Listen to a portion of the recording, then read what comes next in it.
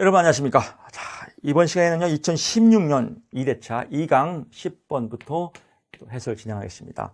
로저스가 주장한 인간 중심 상담 또는 내담자 중심 상담에서 상담사가 갖춰야 할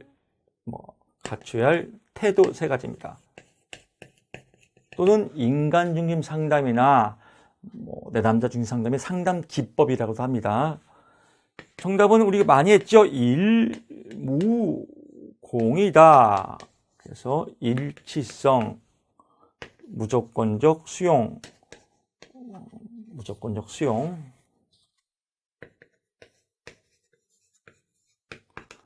또 공감적 이해다. 그래서 일무공이다. 상담자는 진실한 태도로서 내담자에게 표현하여야 한다. 그래서 진실성이라고 하고요. 무조건적 수용, 내담자의 감정을 무조건적으로 수용해야 된다. 공감적 이해, 내담자의 입장에 서서 이해하고 또 상담사의 자세와 역할을 유지하여야 한다. 이게 답입니다. 모범답안에 있는 답은 특성이론학자 달리의 상담사의 역할입니다. 또는 상담사의 태도입니다. 그래서 문제가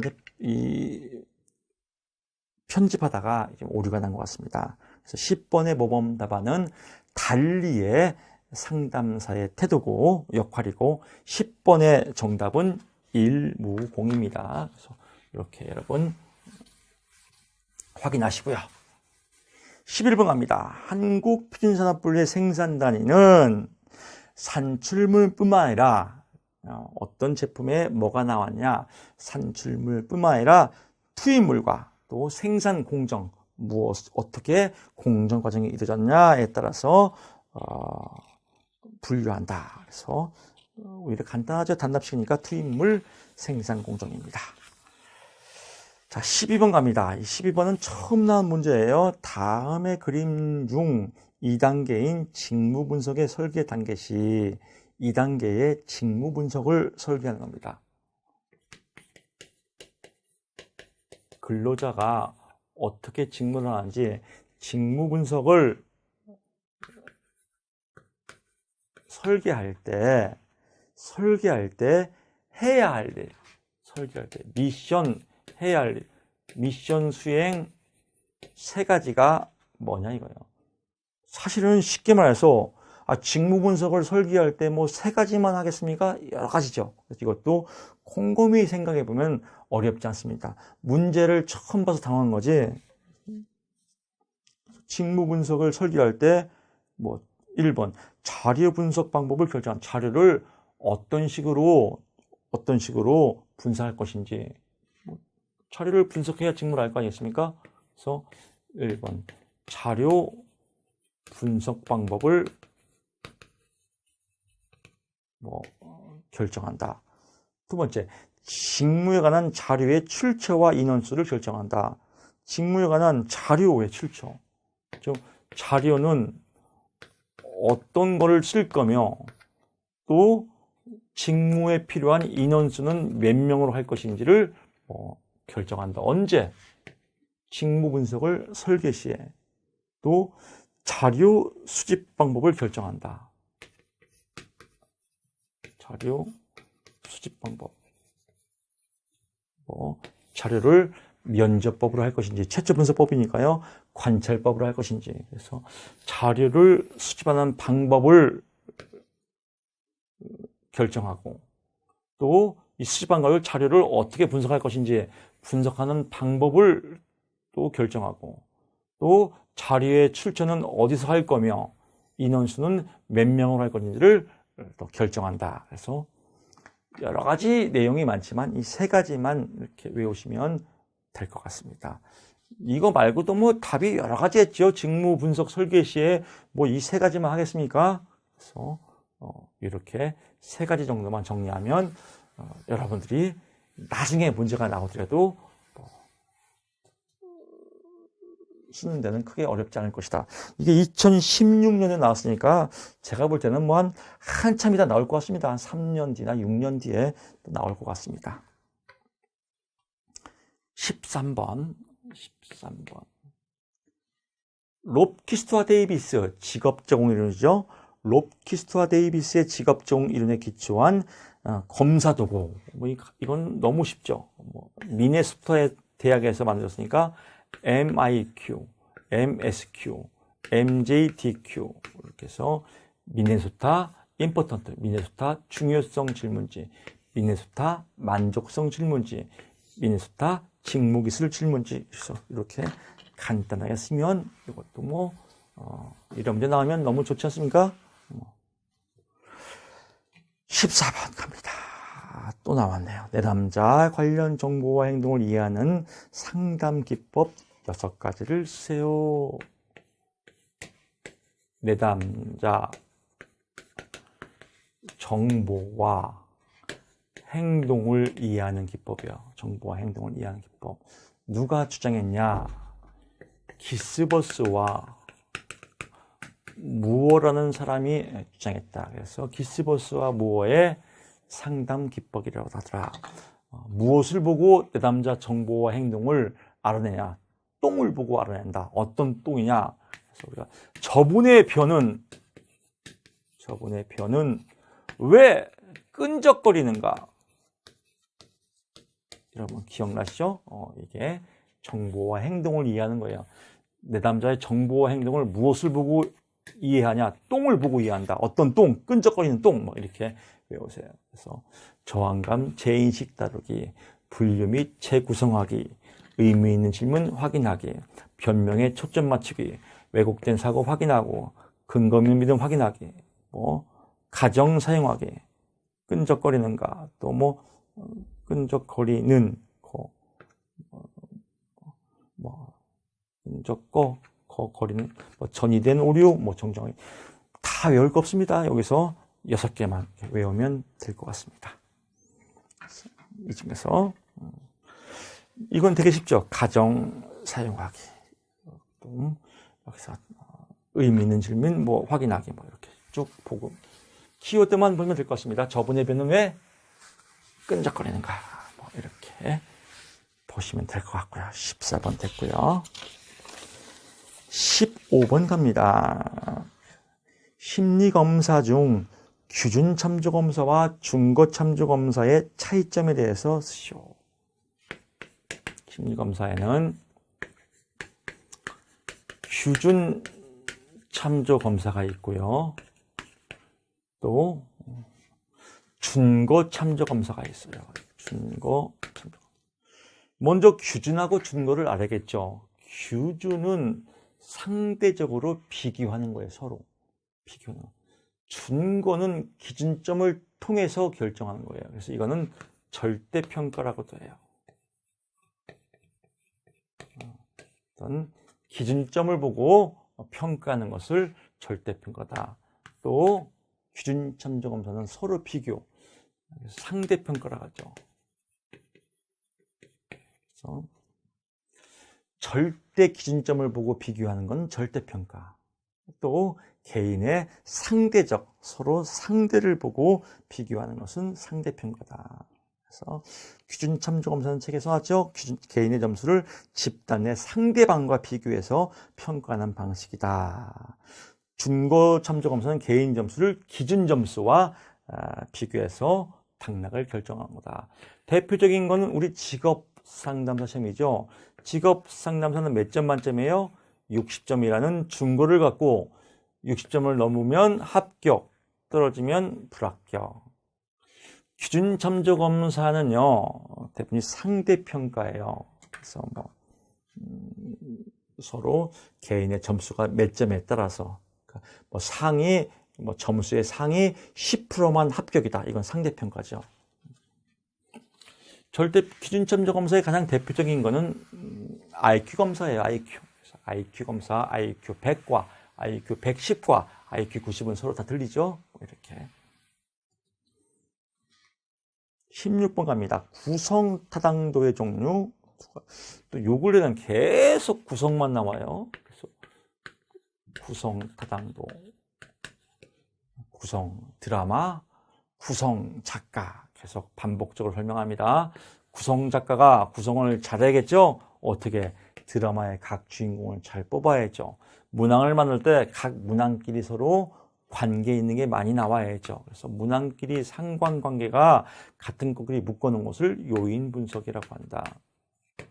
또 새로운 검사와 신개발 검사와 기준 검사와의 상관관계를 알아봐서 서로 관련 있는 것들이 많이 나올수록 수렴 타당도가 높다고 한다.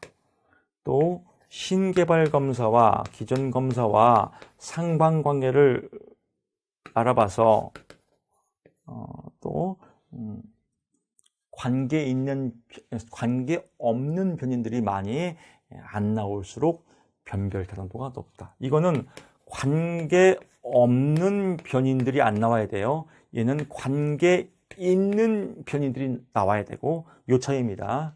다시 한번 정리할게요.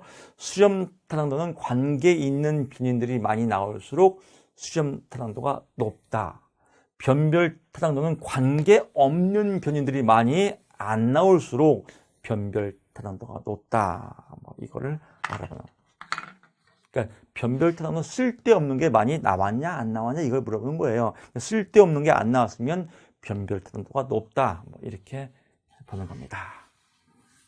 두 가지를 쓰고 설명하니까 두 개만 여러분이 찍어서 쓰면 됩니다. 어떤 걸 선택하냐고요? 마음대로 선택하십시오.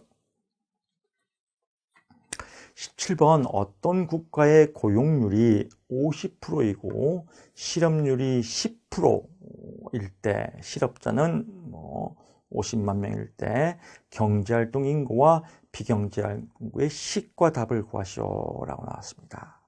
그래서 제가 이거는 자세하게 책에다 써놨습니다. 실업률 10%가 나왔으니까 실업률은 경실이죠? 우리 공식은. 공식에 그대로 대입하면 되는 거예요. 실업률 구하는 공식은 경실이다. 그래서 경실이 곱하기 100. 실업률이 문제에 10%니까 10% 나왔으니까 10%는 경제활동 인구는 또 10%분의 50만은 여기서 단시, 100, 1000만, 10만, 5만 명이다. 그대로 경제활동 인구는 500만 명이죠. 500만 명이다. 그래서 숫자만 그대로 집어넣으면 됩니다. 고용률은 고생치다. 그래서 기본적인 공식에 숫자만 대입하면 된다. 그래서 공식 한 번 더 풀면은 똑같은 겁니다. 총 인구가 있고, 또 생산 가능 인구가 있고, 또 생산 가능 인구는 경제활동 인구 더하기 비경제활동 인구고, 경제활동은 실업자 더하기 취업자다. 실업률 구하는 공식은 무엇이다? 경실이다 곱하기 100. 경제활동 참가율 구하는 공식은 무엇이다? 생강을 먹어라 생경이다. 생산 가능 인구분의 경제활동 인구 곱하기 100. 고용률 구하는 공식은 무엇이다? 고생해서 얻어라 고생치 곱하기 100. 그래서 생산 가능 인구분의 취업자 수 곱하기 100. 그래서 여기 있는 숫자를 그대로 요 칸에만 집어넣으면 정답이 400만 명이라고 나옵니다. 18번 문제 진행합니다. 18번 문제는요, 이윤 극대화에 대한 얘기입니다. 이윤 극대화. 그래서 이윤 극대화 공식은 여러분 많이 했죠? 그래서 임금과 한 개 생산물 가치가 똔똔 일치할 때다. 이거 우리 많이 했을 겁니다. 이런 유형의 문제들은 답은 비슷해요. 구하는 방식이 똑같아요. 근데 이제 유형만, 여기서는 오랜만에 처음 나오는데 의자에 대한 얘기가 나왔죠. 의자. 주로 나왔던 건 한 개의 생산물, 사단위 이렇게 나왔는데, 또는 케이크 이런 문제가 나왔는데 이제 의자만 바꾼 거예요. 공식은 똑같죠. 그래서 18번 문제를 같이 한번 풀어보겠습니다. 겁먹지 마시고요. 공식은 임금과 한계 생산물 가치가 똔똔이다. 요것만 알면 모든 문제가 다 해결됩니다. 맞는 키예요. 맞는 키. 그래도 총업원 수죠. 근로자 수죠. 종업원 수가 나오고, 그 다음에 의자 생산량이 총 생산량이죠. 용어만 바뀐 겁니다. 0, 1, 2, 3, 4, 5. 사람을 투입한 숫자고요. 여기는 0, 총 생산량이 0, 10, 18, 23, 그리고 27, 30이다. 여기서 똑같이 여러분 두 칸만 그리면 된다고 했죠? 모든 이론은 다 똑같아요. 두 칸을 여러분들이 답안지에 그리면 된다. 그래서 두 칸을 그리면 이제 공식은 나왔어요. 임금과 한계 생산물 가치가 똔똔될 때 이윤 극대가 온다. 이 가치를 다른 말로 가격이라고 한다 그랬습니다. 의자 생산량이 나왔으니까 우리가 한계 생산량이 중요하죠. 한계 생산량은 단위를 투입할 때마다 얼마큼 변했냐. 이제 변한 게 없으니까 0. 여기는 얼마큼 변했어요? 10. 여기는 8. 여기는 5. 여기는 4. 여기는 3 이렇게 변했단 말이에요. 근데 여기서 문제에 의자의 가격이 2,000원이래요. 그래서 한계 생산물 가치는 가격만 곱하면 된다겠죠? 여기는 얼마가 됐습니까? 0이니까 2 그대로 0. 여기는 2만 원. 여기는 16,000원. 그렇죠? 여기는 2, 50, 10만 원, 여기는 8만 원, 여기는 6만 원, 이렇게 해서 다 정해졌죠. 공식은 똑같아요. 이게 구해졌으면 해설은 끝나는 겁니다. 근로자가 2명일 때 노동의 한계 생산량을 구하시오. 근로자가 2명일 때는 18 빼기 10은 8 이렇게 해서 답이 나왔습니다. 간단하죠? 또 2번 이윤 극대화를 추구할 때 고용해야 할 근로자 수와 노동의 한계 생산량은 어떻게 된다. 문제에 보면 임금은 10,000원이라고 써 있습니다. 다 써 있어요. 그러니까 임금 10,000원과 일치할 때 임금 10,000원과 한계 생산물 가치가 일치할 때가 여기죠. 10,000원이니까. 그래서 몇 명을 써야 됩니까? 3명을 써야 된다. 그래서 답이 3명이 되겠죠. 그래서 아주 쉽죠. 똑같아요, 원리는요. 그리고 3명일 때의 노동의 한계 생산량은 몇 개냐? 3명일 때 한계 생산량은 어디예요? 5개다. 그대로 나왔죠.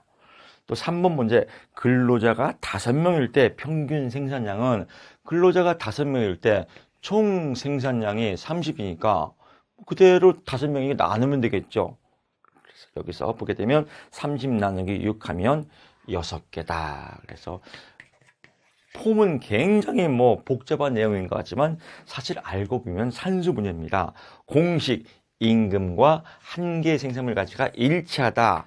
똔똔된다. 이것만 알면 모든 문제가 다 풀리는 겁니다. 즉 의자나 케이크나 또 우리가 배웠던 한계 생산물 4단이 나올 때나 다 똑같은 겁니다.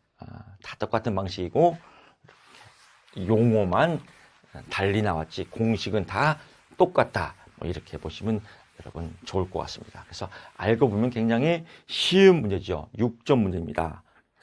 그래서 이런 문제 나오면 겁먹지 마시고요. 땡 잡았다 이렇게 생각하시면 될 것 같습니다.